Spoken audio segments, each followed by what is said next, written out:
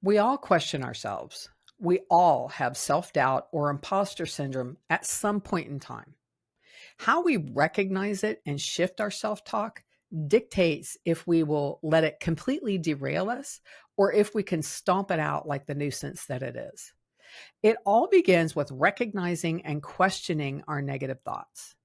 When confronted with self doubt, ask yourself, is this belief based on facts or just my own perception? It's crucial to replace self doubt with grace and some self compassion, treating ourselves with kindness and understanding, just as we would a dear friend. I'm not saying letting yourself off the hook, so to speak, but we tend to be our biggest enemy. And I personally have grown leaps and bounds by affording myself a little grace.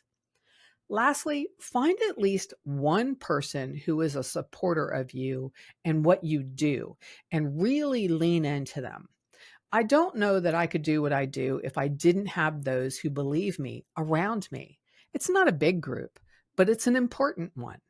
You should do the same, no matter where they are in the country or how long it's been since you have spoken to them. Really get in touch. Remember, you are deserving of grace and support, and beating yourself up really serves no purpose.